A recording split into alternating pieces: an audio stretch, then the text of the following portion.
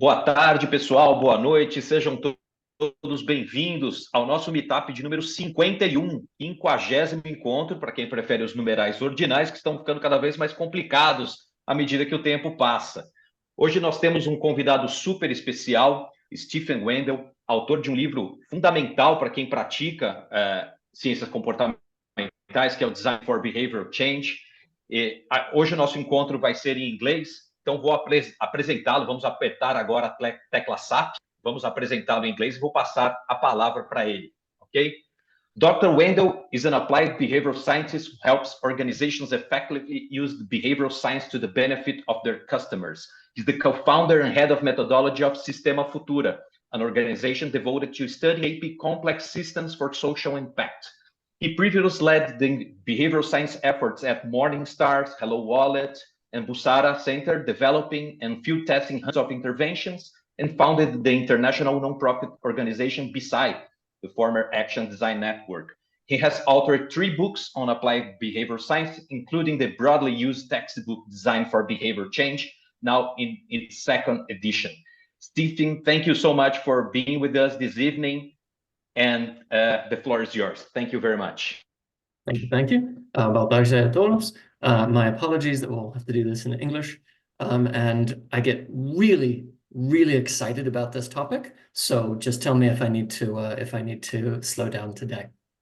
So as Artur mentioned, my name is Steve Wendel.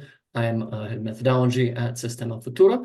And today I want to talk with you about the combination of systems analysis with behavioral science. So how we can move beyond small nudges, small effects to take on big social problems. Now, Sistema Futura is a new organization. There we go. It's a new organization of myself and Ale De Filippo, along with many of our friends in the field. We have a particular focus on a few issues: gender-based violence, which I'll be sharing some work on today, financial inequality, and environmental adaptation and climate change. So I want to start with a problem that our field is facing. And I think that Richard Thaler said it very well when 4 years ago, in an article he wrote, he said, fundamentally, we are changing things at the margins. We are tweaking behavior. We are not fundamentally changing complex systems. And we've had wonderful success as a field. Small changes, very cost-effective, very impactful. But we hunger for more. We hunger to have an effect on poverty, on violence, on political polarization, bigger issues in society, and for that matter, bigger issues within businesses as well. And we see many people talking about this need. Ruth Schmidt, who works with Sistema Futura, has done a series of articles thinking about how we might combine these. There's a very well-known piece by Chater and Lowenstein that talk about how our focus on the individual has blinded us to what's actually happening overall. That if we help people not smoke, we are losing sight of the responsibility of the tobacco companies, losing sight of the responsibility of the government. And so it's not just that we're focused on the individual, it's that we are, in effect, warping this system by putting all of the responsibility on the individual. Michael Halsworth from the BIT, in his manifesto of the future of our field, one of the key areas was, how do we see the system? How do we move beyond mechanistic thinking about a single cause and a single effect? And this sounds wonderful. We all want to do this, but there's one really big problem. We don't have the tools to do it. Behavioral science, I like to think of as a scalpel, the tool that doctors use to cut, to make an incision in a patient. It is very precise, it is very effective, and it is very small. It helps us find, okay, if someone is sick, we can make a very specific cut with our scalpel, change that particular behavior, help the person do better. But as we look at a broader system, we're not geared for that. We're focused on a specific behavior to change and how we can change that in a specific context. But there are people who have been studying the dynamics of complex systems for decades, and for that matter, in some cases, for centuries. We look at game theory. We look at complex systems analyses. We look at system dynamics, which arose at MIT in the 1960s. We look at systems thinking. There are a lot of groups who analyze this system, but they have a problem as well. They're really good at understanding how two different government agencies interact, how the flow of carbon dioxide into the air affects our climate. There are big, powerful systems models of ecosystems. But what they miss is they miss human beings. Their level is so high that they don't usually get to see, well, we know what should happen, but will somebody actually do that? And how do we encourage them to do that? In other words, they need behavioral science. We're down here very, very effectively understanding the actions of individuals. They're up here talking about policies, about government institutions, about large social groups. And we need the meeting of the two. Let me just pause for a second. As I said, I get really excited about this stuff. How's my accent? I'm also from Maryland. Okay, cool. That's good. All right. Perfect. So on the systems side, they're starting that process. They're learning from us. This is an example in Nature, one of the premier journals in the world, where a set of researchers on human ecology and particular environmental behavior have then taken lessons specifically from behavioral science and built better models of climate change, better models of how we are changing the environment. And that is a great thing. But as behavioral scientists, we can do more than be learned from. We can learn from them, and we can create better interventions. And so we think of this joining, I use the term behavioral systems, for the combination of the traditions of behavioral science, our focus on empirical evidence, on actual behavior change, and the rich tradition that we draw from cognitive psychology, from economics, et cetera, with these many traditions of systems analysis, social network analysis, agent-based models, et cetera. And so on the system side, they're pulling in behavioral science. For us to step up, it's time that we start pulling in systems analyses so that we can build better interventions. And there's a community of people starting to do this. So I organize a special interest group through BESI, which is this a nonprofit organization that Artur mentioned, where, well, we get together and we talk about the techniques we're using.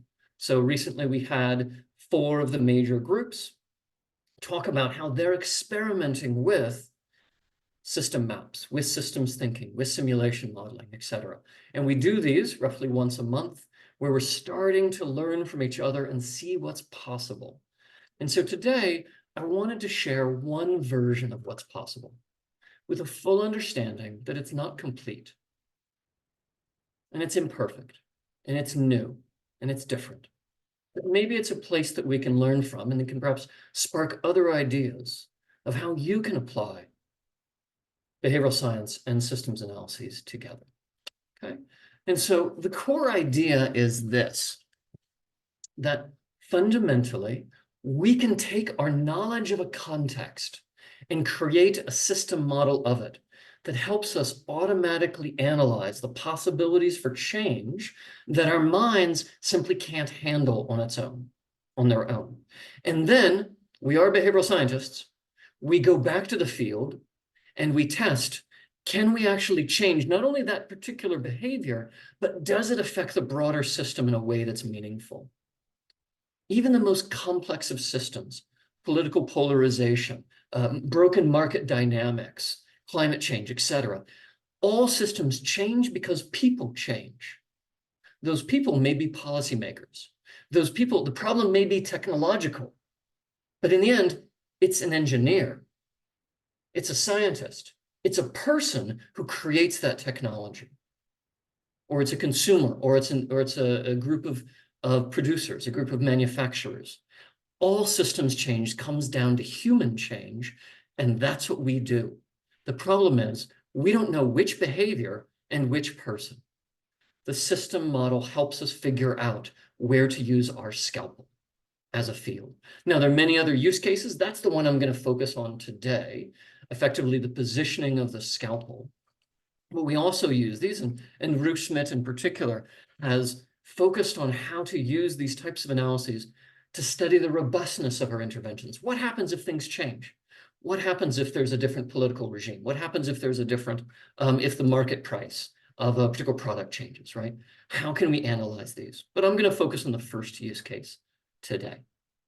So I'm going to go through a method that I developed with others at Busara.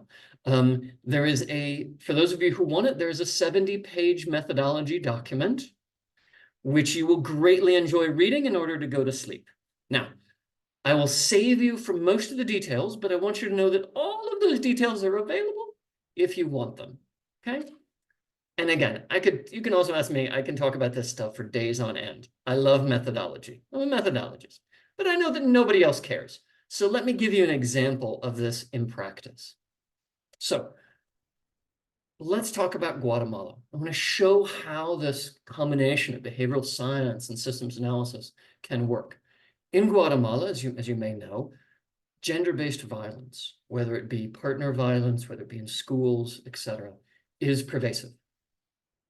Every year, 1 in 12 girls, sometimes little girls, and women are victims or survivors of gender-based violence.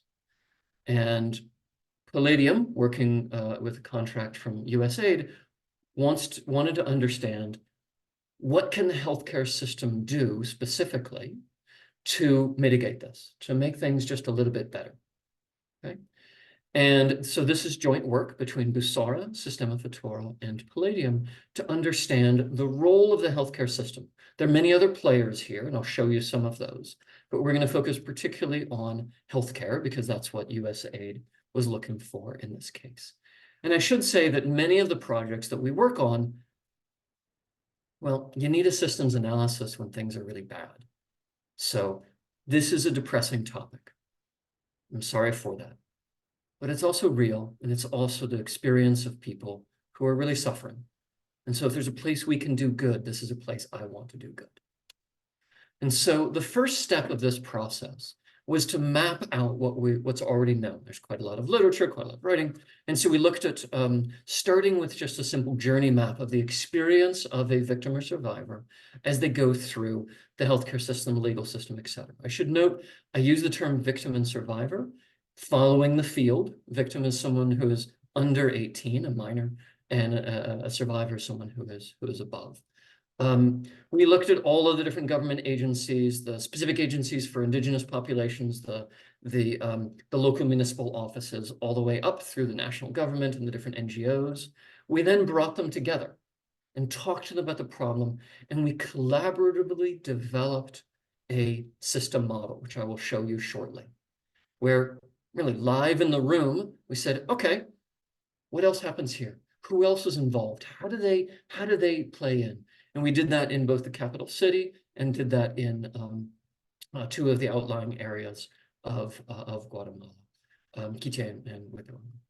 Okay. From that, we developed what's a type of causal loop diagram. It shows the causal relationships between the, this is all, I think this version is all in Spanish, sorry.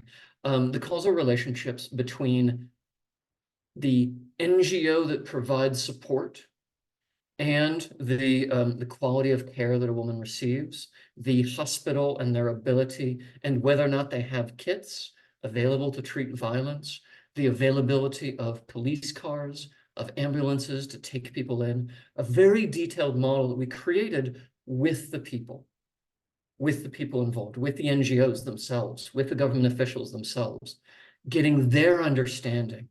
And what's beautiful about this is each person knows their world very well.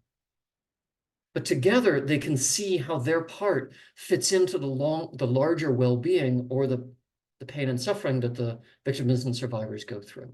So this process is more than extracting information. It's a way of positioning the stakeholders, the people involved, so that they can see their role in the system themselves. They're part of this overall picture, which again is a very negative one, despite the good intentions and the will of many people involved. And so what's different here than if you're familiar with causal loop diagrams and systems thinking, what's different here is this is centered on the particular behaviors, choices, and people. So it's a human-centered causal loop diagram. It's taking those lessons from system dynamics and bringing them into a new form. And I'm happy to share the more detailed version if anyone would like. Now, the next step, so this is a very detailed and complex map. The problem is the system in Guatemala is so broken that it's very difficult to know where to start. Each expert says, okay, here's a thing you can do, here's a thing you can do, but nobody has this full picture. And so for this, we needed a computational model.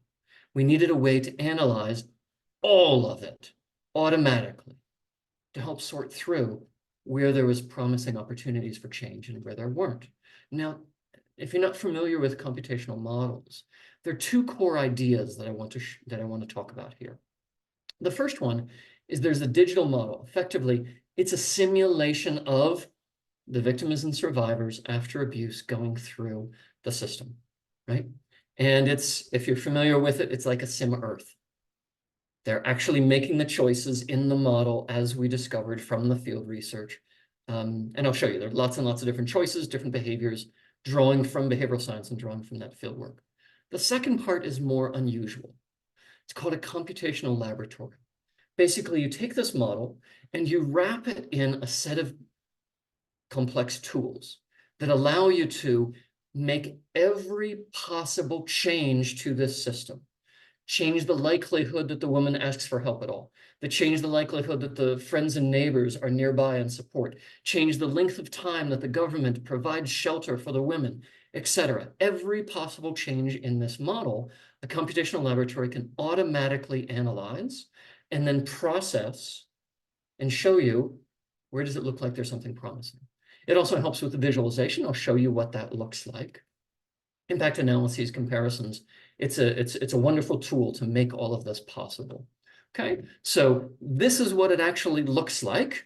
It's a nationally representative sample of the actual women and girls in Guatemala. We did focus on females in this case, not on non-binary or men, because the focus of this particular study. And they are geographically located where they are. They have the hospitals, given the actual location of the hospitals, the NGO service centers, et cetera, across the country. And then, want to call right now? Once you're done, Sure. can you feel higher? Yes, my son just got back from school. So, and I think this is a static image. I think what's best is to actually see it in practice. Can you all, let's see if you can hear my audio here. It doesn't look like I have the setting on Zoom. So let's see if it comes through.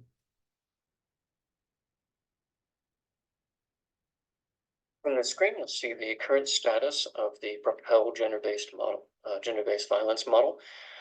We start with a representative sample of women across Guatemala. We then simulate over time their experience with abuse, and in particular, their interaction with the health and legal system. The graph down below shows each new case of abuse. The red line is showing physical abuse, orange is showing psychological or economic abuse, and the other lines show the behavior of the victims and survivors.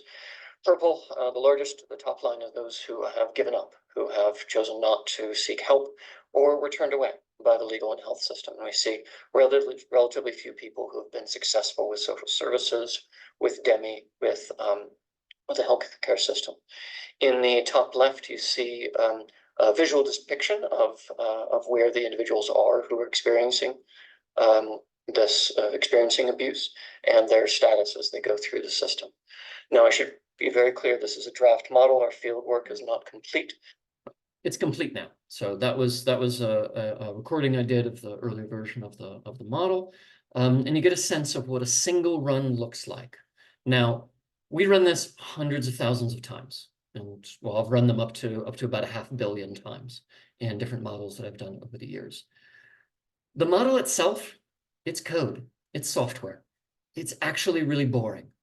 But the point is that it's straightforward. It shows the actual decisions that a person makes in the system, modeling the decisions the hospitals make, the police make, the social services, et cetera, make.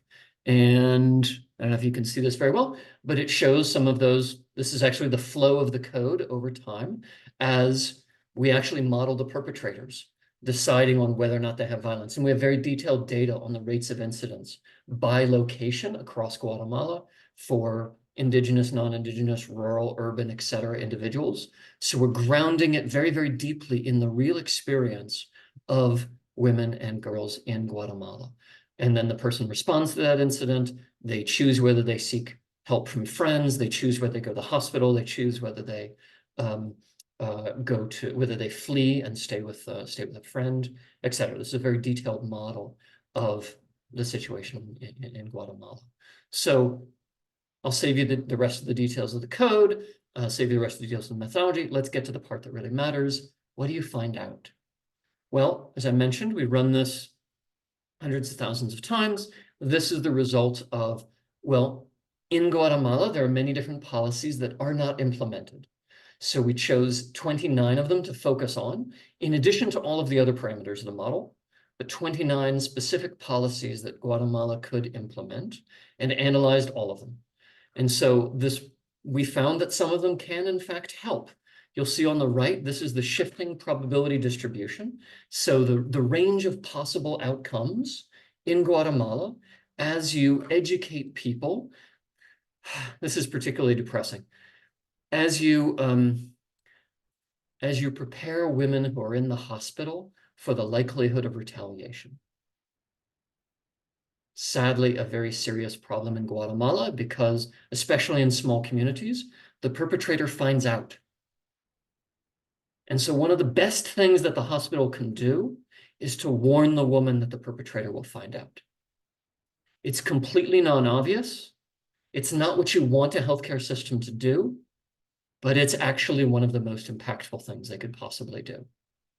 Because sadly, women again and again, they don't even know that a report has been automatically generated. They're not even part of it.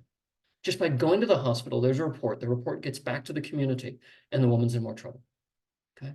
And so we find those that are effective. We find those that aren't effective. And perhaps more importantly, we find those that actually hurt. The well-meaning, thoughtful policies, the thoughtful programs that Guatemala has in place that are actually terrible. One of them, again, non-obviously, is screening for violence. This is something that's very common in the US, and it's a wonderful thing. But the situation in Guatemala is so different. Effectively, when somebody goes to the doctor with their partner or with what they're supposed to do is pull someone aside and say, do you have any experience of violence? Are things okay at home? In Guatemala, from what we can tell, that makes things worse.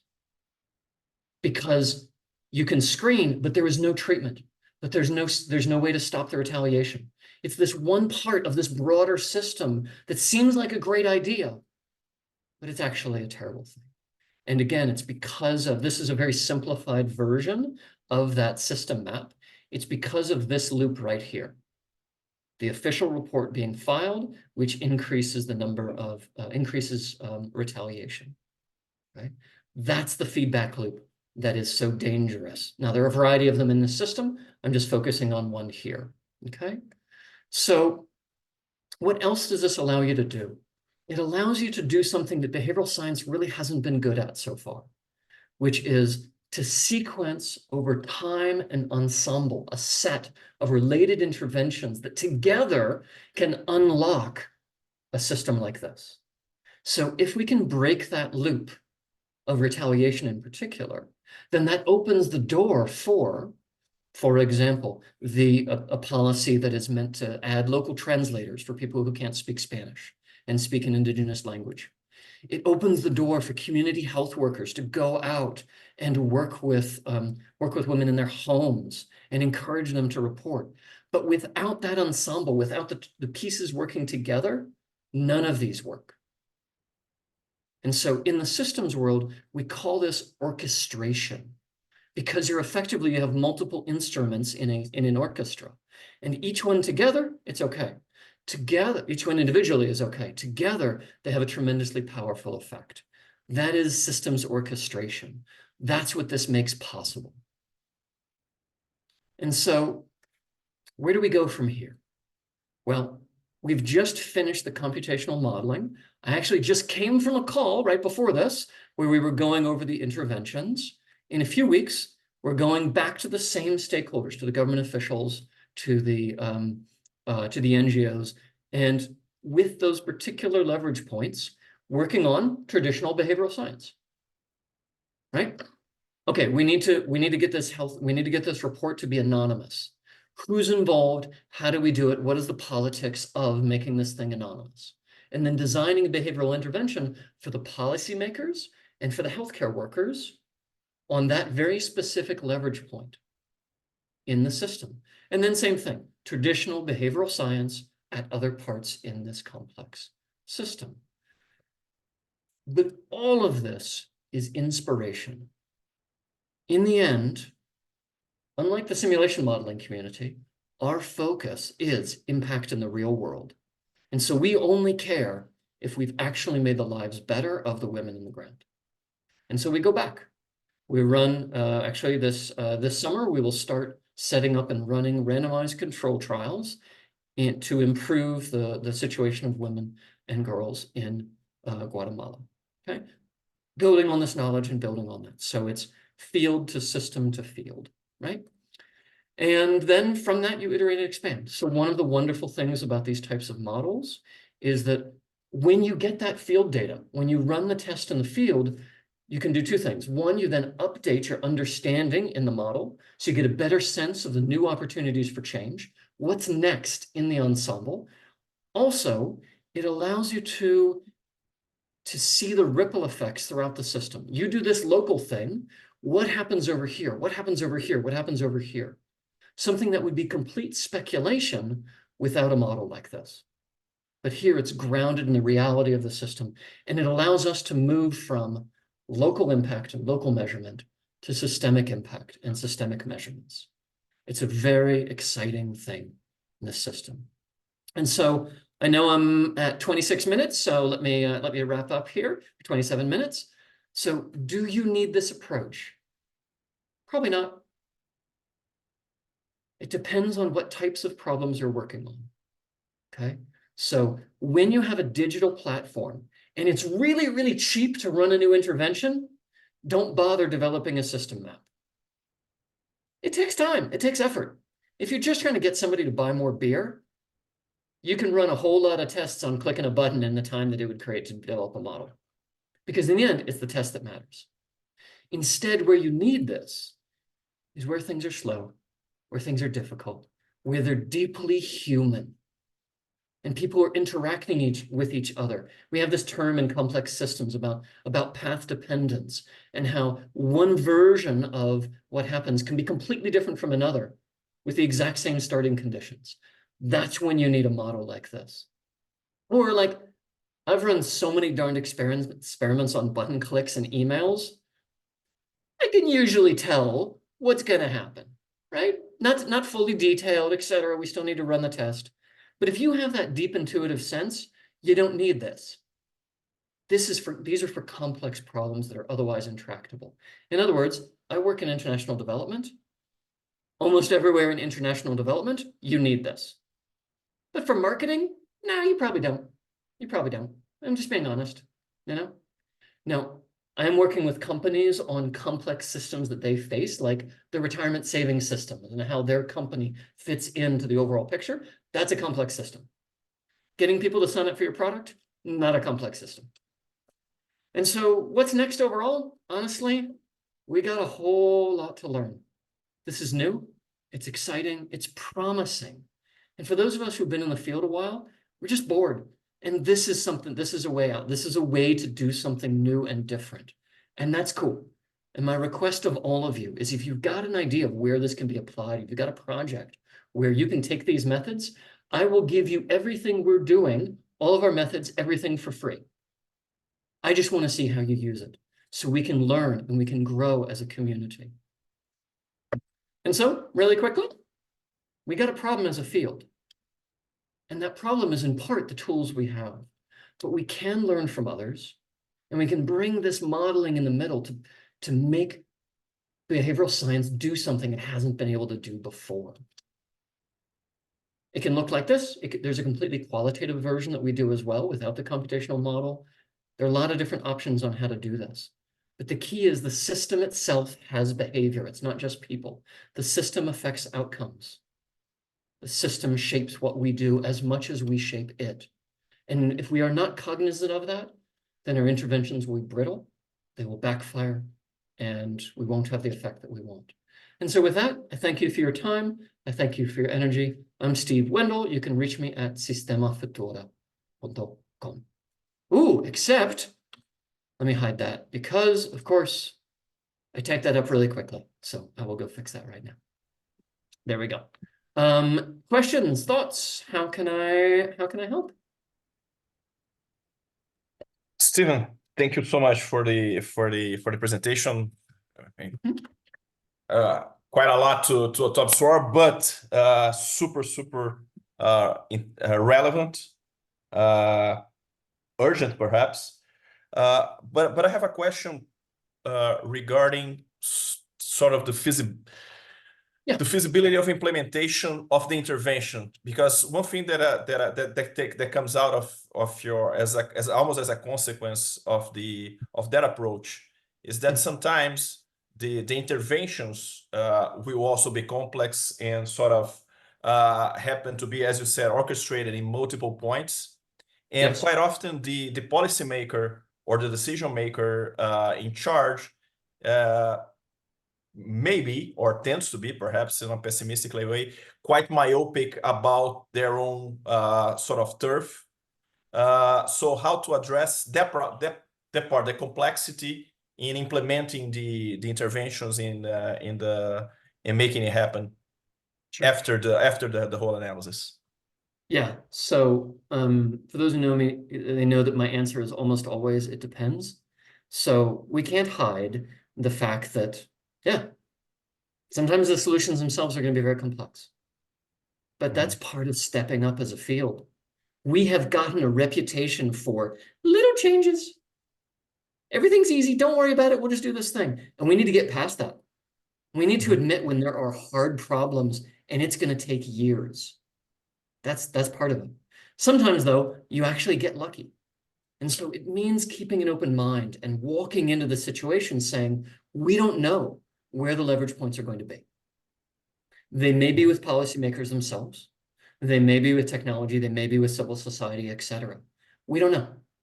We can say, okay, we can analyze the system and take the subset that are only policy, but with a full understanding that there are other opportunities out there, right? We can take it and say, okay, what can the business community, what is the best thing that the business community can do? But if we're going to take on complex systems, we can't avoid the fact that they're complex. Yeah, and we need more than little nudges. So, and I would look to the environmental space. They're doing this, and they're doing this well. I came from a talk that Eric Thulin gave from RARE, just this environmental organization. He's the head of behavioral science there. Amazing ensemble work, thinking about the layering of interventions over the course of many years and how they build and how you can have a greater effect. And so I don't know about you, I'm happy to ask for funders for multiple years of funding. Makes sense. Because that's sometimes what it takes, right? Yeah, and I'd say in the development space, there's a lot more appetite for this. Some other funders, not so much, but in the development space, they come to systems, and usually they come to behavioral science because the other efforts haven't worked. International development has 60 years of failures, 80 years of failures now. They know this stuff isn't easy. So I find there's a bit more appetite there. But again, it just depends on the field. Depends on where you are. Brilliant. So yeah, my follow-up question then will be, exactly not in the end of it or in intervention, but actually in the start of it. So how does that change the pitch or the selling of the idea of behavioral science and in the process of selling, and to who you sell those type of approaches? Sure. So in development, we are increasingly seeing explicit requests for system models. Like they get it, right?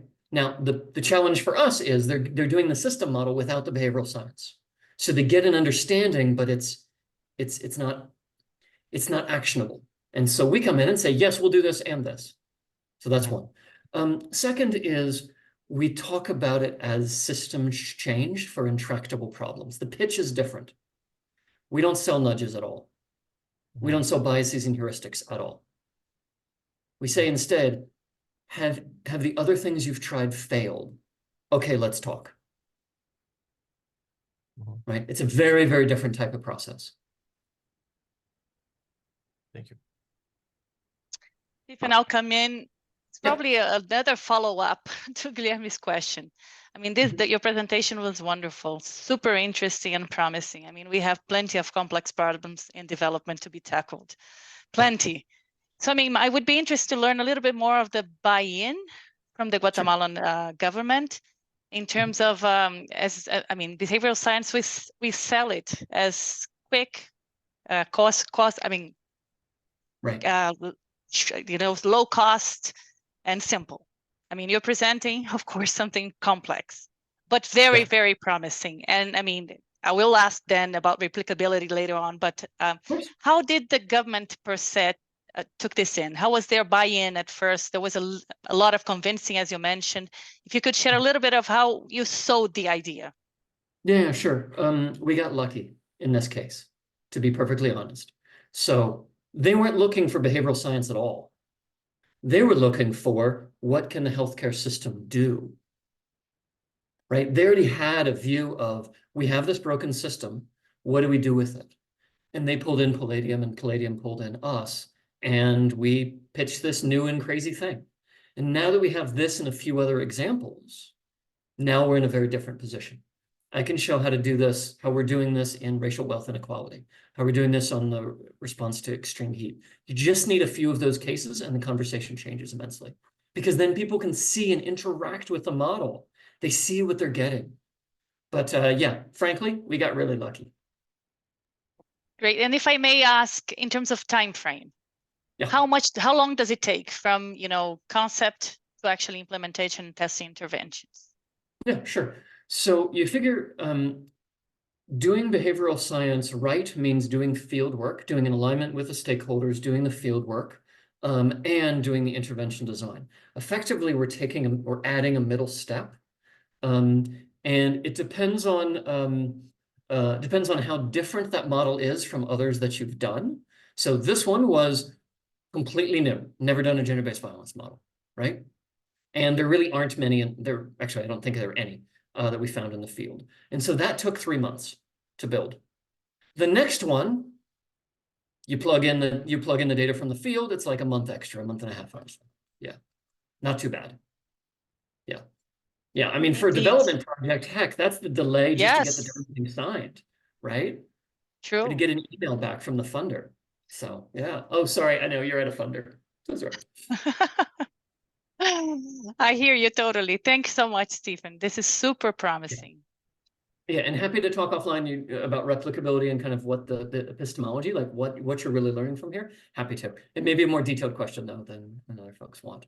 So yeah, okay. There's a question in Portuguese which I sort of understand, but I'm not sure I get it fully.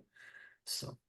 Okay, so let me take the question from Deborah. She asked about the computational model and about the data source of this that feeds this model. Do you use data that already exists, or do you have to gather new data? How does it work?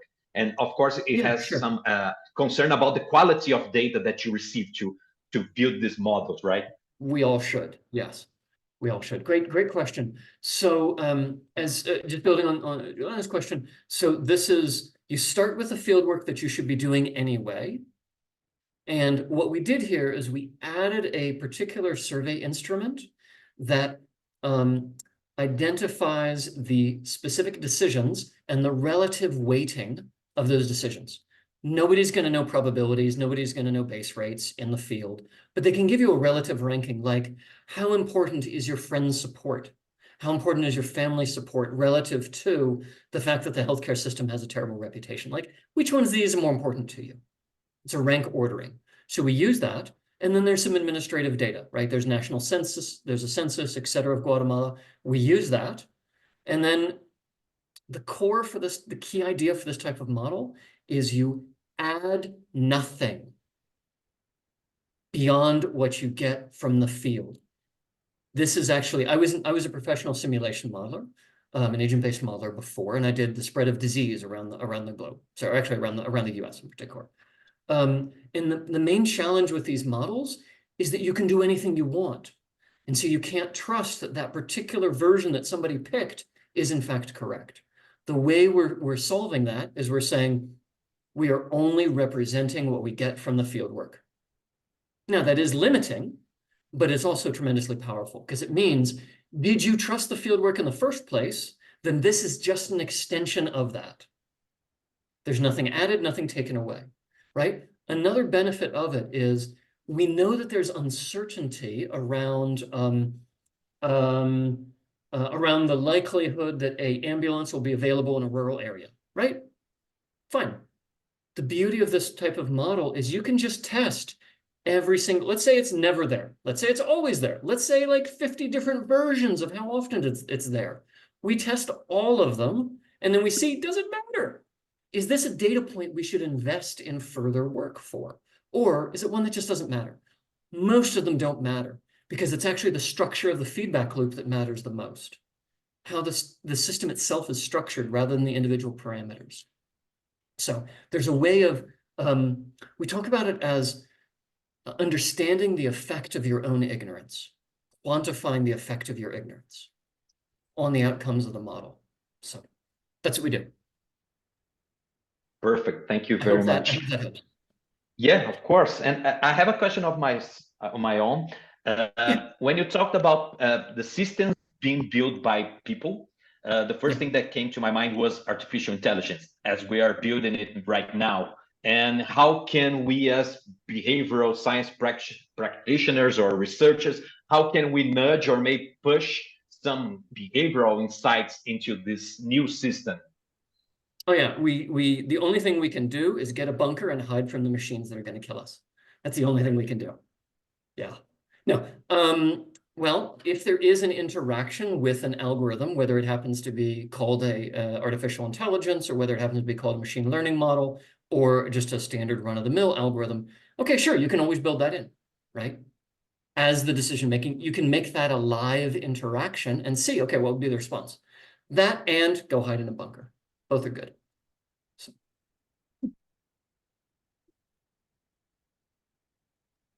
Perfect. And there's a question. Yeah, there's exciting stuff on the combination of these two of using artificial intelligence in behavioral science, but that's a completely different talk. So. Okay.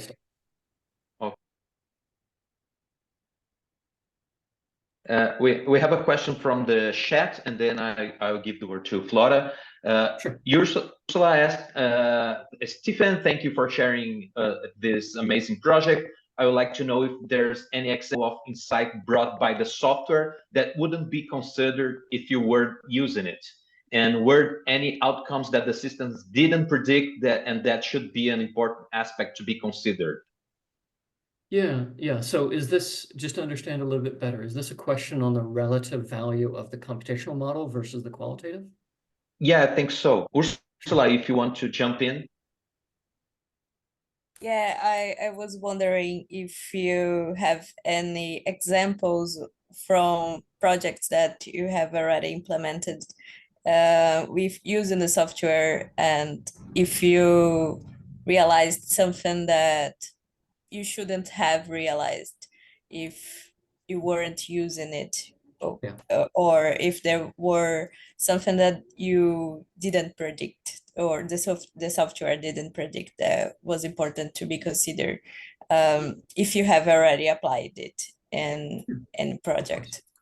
Of course. So I'll give you one, for example, in Guatemala, and I'll give you one in some prior work as well.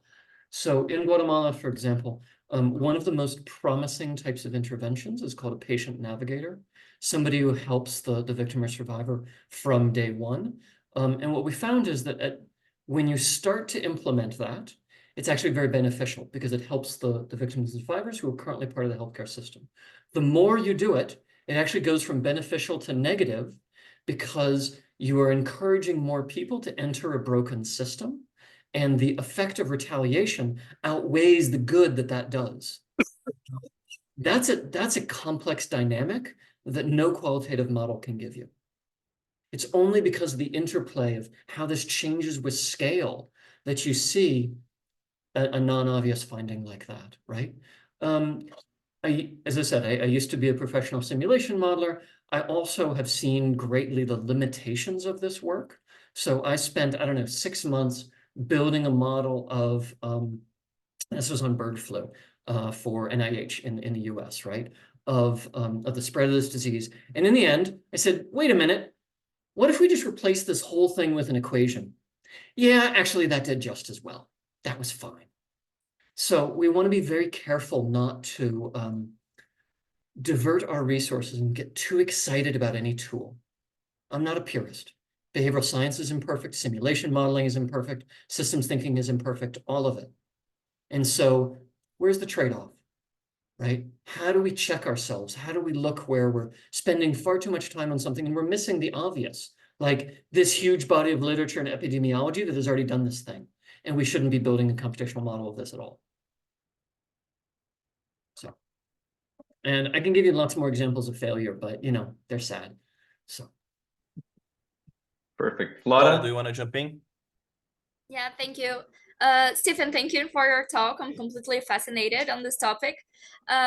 Just to make sure that I followed the methodology, but like with the qualitative work, you map the main factors and decisions and behaviors that affect in the system. And then the most important thing is mapping the relation between them. That's more important than the probability of the decision nodes itself. Often, yes, but not always. It's going to depend on the particular system and its complexity. But what we usually miss as behavioral scientists when we do a theory of change is we miss feedback loops. We miss bidirectional causality, especially over time. That's the key, because that's what, I mean, the whole field of system dynamics is all about bidirectional causality over time. And you get all these non-obvious things that completely destroy the impact of your intervention. But, you know, sometimes the individual parameter matters too. Yeah. Okay. And then to identify the individual parameters, you have this database from the survey. So then in the survey, you ask them to rank and then build the model out of that. Yeah, we use the survey, we use national data, administrative data. We actually use experts in the field. So we have a very detailed, I can show you another time if you like, very detailed view of everything that's happening in the model. And we actually went over bit by bit with an expert and said, does this look right? Does this look right? The total gave this person very surprising results because of the feedback loops. But each individual part, she could give feedback on.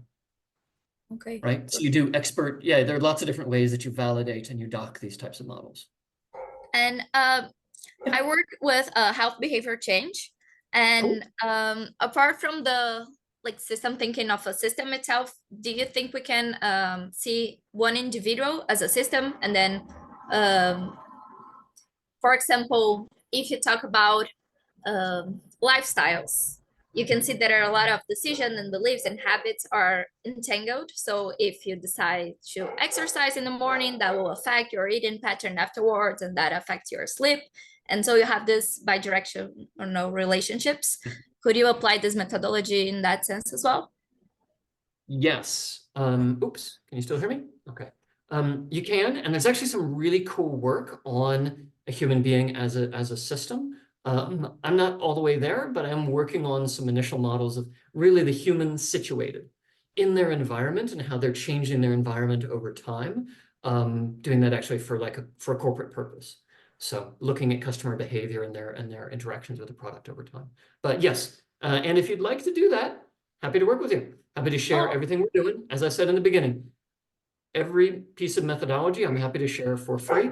And then let's talk. Let's see what comes from that. I'll Let's see if we can definitely get email into it. you afterwards. So thank you. Great and glorious. Stephen, as Any we other are questions? reaching, as we're reaching the end of our time here, we would like to give some advice or some orientation for people who wants to know more about complex systems, where to start, how to practice it. It's a way. It's very new for us. Okay, Ornella Meadows? No, Ornella Meadows. No. Not thinking, This one, right? so if you're thinking, so Okay. Daniela Meadows is awesome. She took system dynamics and popularized it with systems thinking. So definitely get thinking in systems. That's good. But if you want to, like, what I find is much more accessible to a behavioral scientist, and we can see our role, is Miller and Page's Complex Adaptive Systems. It's like 15 something years old, but it's awesome. It's how I got started in the field. And there are a few others. There are a few new books in the space. Yeah, there are a variety of folks doing this, but that's a great introduction. Perfect. Thank you very much, Stephen. And of course, a 70-page methodology document. Everyone Yeah, wants to read. Come on. Of course. Yeah, of course. We got to spread the word. Stephen, I would like to thank you for being with us this evening. It was a great presentation, very eye-opening. I think now we're starting to move the needle in miles, not just. So it's a great thing to know. So thank you very much. I would like to ask you for us to take a picture as a group. That's okay with you? Sure. That ok? Pessoal, mais alguém aí quer? Quem puder abrir a câmera. Aí. Que bom. Então vamos lá. 1, 2, 3. One more just to guarantee. 1, 2, 3. Great, Stephen, thank you so much. It was amazing to learn more about this topic. It's fascinating. It was very nice to have you with us. Thank you all for an opportunity just to speak and hear your questions and see how you're engaging with these issues. It's a lot of fun. Amazing. Thank you, Stephen. Thank you very much. Thank you very much. It was amazing. Okay. Thanks a lot. Obrigado, pessoal. Obrigado pela presença. Estaremos de volta em breve, provavelmente mês que vem. Vamos mantendo contato. Um forte abraço. Tchau, pessoal. Até a próxima.